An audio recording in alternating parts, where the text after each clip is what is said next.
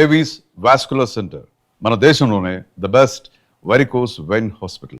Sir చాలా మంది Nagababu sir stage మీదకి వచ్చిన తర్వాత మీ సపోర్ట్ అయిన తర్వాత అండ్ నిహారిక గారు అండ్ నాగార్జున సార్ మాట్లాడుకునే దాంట్లో కూడా అవును డాడీ వచ్చారు, బర్నీ గారు వాళ్ళ ఫ్రెండ్ బర్నీ గారు ఉన్నారు అని చెప్పి డాడీ వచ్చారు అన్నది. కానీ ఇదంతా కూడా ఏంటి అంటే ఓకే నాగబాబు గారు మనిషి, సో నాగబాబు గారి రికమెండేషన్ త్రూ బిగ్ బాస్కి వచ్చారు అన్నది చాలా ఎక్కువగా బయట స్ప్రెడ్ అయింది సార్.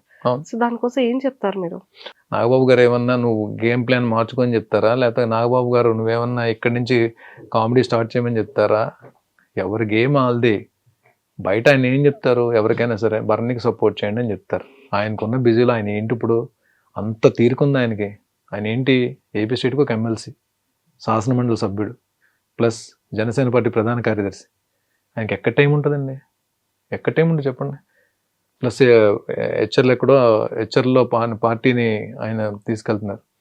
ఆ ఉన్న టైంలో నేను ఒక క్లోజ్ బ్రదర్ లాగా లేదా నేను ఒక గురువులా భావిస్తాను కాబట్టి సపోర్ట్ చేయడానికి రావాలి కాబట్టి వచ్చారు. పాపం ఒక మాట చెప్పారు బర్నీ గారిని. ఎవరికైనా ఏం చెప్తారు? ఇప్పుడు మీరు నన్ను అభిమానిస్తున్నారు, బయట మీరు కానీ లేకపోతే నన్ను అభిమానించాలి ఏం చెప్తారు? బర్నీ బిగ్ బాస్ హౌస్లో ఉన్నాడు ఓట్లేండి అని చెప్తారు. అంతేగాని దాన్ని మేనేజ్మెంట్ అని పేరు పెడితే అంటే ఎవరికి సపోర్ట్ చేయకూడదా? మనం పాజిటివ్గా ఆలోచిస్తే సపోర్ట్ అవుతుంది, వేరే రకంగా ఆలోచిస్తే అది మేనేజ్మెంట్ అవుతుంది. మేనేజ్మెంట్ అంటే ఏం మేనేజ్ చేస్తారు? బిగ్ బాస్ హౌస్లో బిగ్ బాస్ నాగబాబు గారిని కన్సల్ట్ చేసి నాకేమి బిగ్ బాస్ హౌస్లో ఎంట్రీ ఇవ్వలేదే. థర్డ్ సీజన్కి అడిగారు. థర్డ్ సీజన్ అప్పుడు నేను చాలా బిజీగా ఉన్నాను, వెళ్ళలేకపోయాను. ఫోర్త్ సీజన్ ట్రై చేశారు, అప్పుడు బిజీగా ఉన్నాను, సీరియల్స్లో ఉండి వెళ్ళలేకపోయాను. ఈ సీజన్ ఏంటంటే నేను ఏ సీరియల్స్లో లేను. ఈ సీజన్ అడిగేటప్పటికి వెళ్ళి మాట్లాడుకుని ఆయనతో డిస్కస్ చేసినప్పుడు బర్నీ వెళ్ళు బాగానే ఉంటుంది కదా అని చెప్పాను. కాకపోతే ఫిజికల్ టాస్క్లు ఇవన్నీ ఉంటాయి కాబట్టి నేను ఆ టైంలో ఫిట్గానే ఉన్నాను కాబట్టి నేను కాల్ తీసుకుని అసలు బిగ్ బాస్ ప్లాట్ఫామ్ అనేది ఏముంటుంది ఒకసారి ఎక్స్పీరియన్స్ చేద్దాం అని చెప్పి నేను వచ్చాను. But I enjoyed. ఏం జరిగింది ఏంటనేది రిజల్ట్ అనేది ఏం తీసి పక్కన పెడితే అది ఆ వర్డే తప్పది. It's not correct. క్లారిటీ వచ్చేసింది. అండ్ సార్ అంత ఫన్ ఎవ్రీథింగ్ బిగ్ బాస్ జర్నీలో ఎక్సలెంట్ వెళ్ళింది. బిగ్ బాస్ అనేది పక్కకు పెట్టేస్తే స్టేజ్ మీదకి అమ్మగారు అండ్ తల్లి గురువు నాగబాబు సార్ ఇద్దరు రావడం అదొక నెక్స్ట్ లెవెల్ అనిపించింది. Best memorable. హౌస్ లోంచి సాష్టాంగ నమస్కారం చేశాను చూసారా మీరు? మనం పాదాలకి నమస్కారం చేసేది ఎవరికండి? తల్లికి గురువుకే కదా. నాకు అది నేను నా సంకల్పం, అది నేను గట్టిగా కోరుకున్నా. నేను హౌస్లో ఉన్నప్పుడు వాళ్ళిద్దరు రావాలి ఎట్టి పరిస్థితుల్లో అని చెప్పి అది జరిగింది.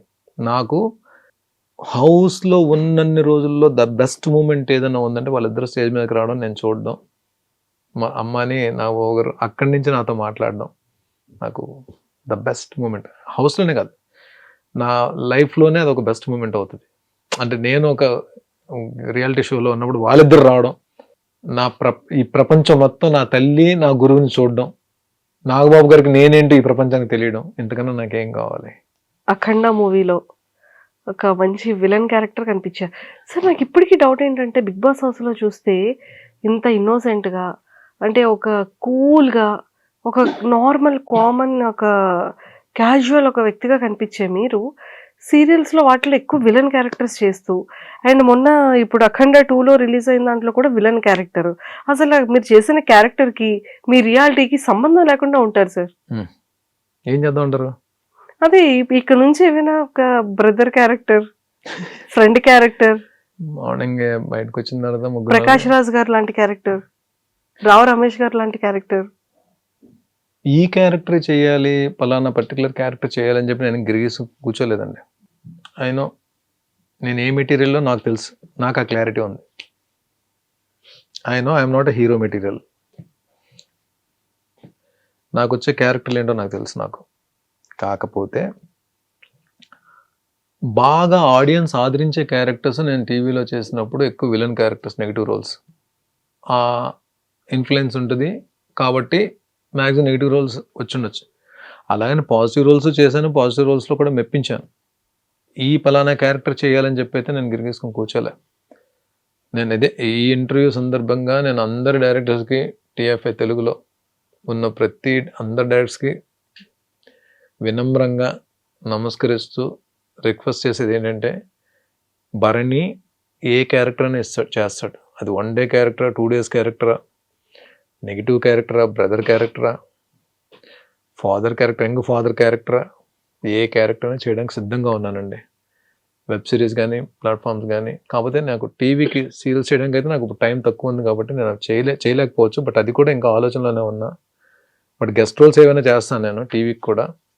షోస్ ఏమైనా ఉన్నా షోస్కి అటెండ్ అవుతాను, చేస్తాను. బట్ మూవీస్లో కానీ, వెబ్ సిరీస్లో కానీ ఏ క్యారెక్టర్ అయినా చేయడానికి సిద్ధంగా ఉన్నానండి. బట్ చేస్తున్నాను కూడా. ఆల్రెడీ ఇప్పుడు నాకు షూటింగ్స్ జరుగుతున్నాయి.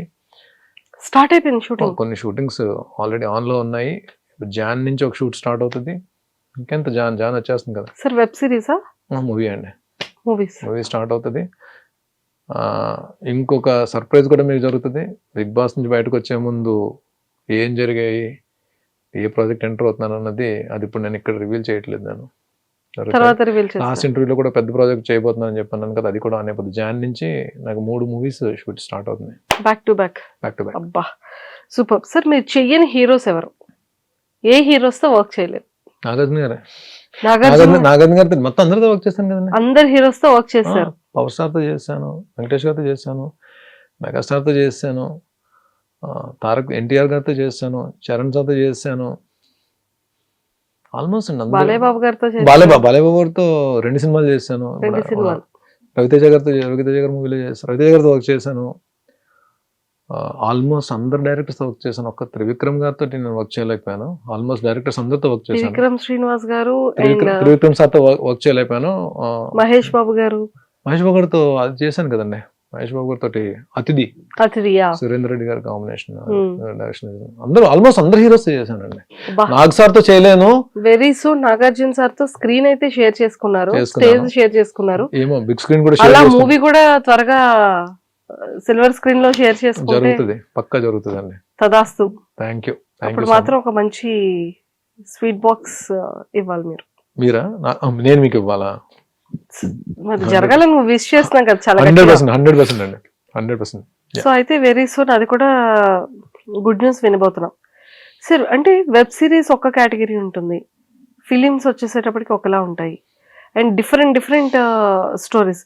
అంటే నెంబర్ ఆఫ్ స్టోరీస్ చేస్తుంటారు. బట్ మీకు ఈ టైప్ ఆఫ్ స్టోరీ అంటే ఇష్టమైనది ఏంటి మీకు పర్సనల్ గా?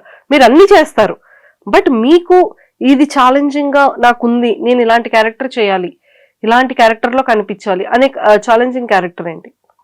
వెబ్ సిరీస్కి వచ్చేటప్పటికి మీకు వెబ్ సిరీస్ లో ఎక్కువ అంటే బాగా ఇష్టంగా చూసేది థ్రిల్లర్ జోన్, హారర్ జోన్ ఎక్కువ మీకు వెళ్తుంటాయి. మీకు థ్రిల్లర్, హారర్, క్రైమ్ థ్రిల్లర్.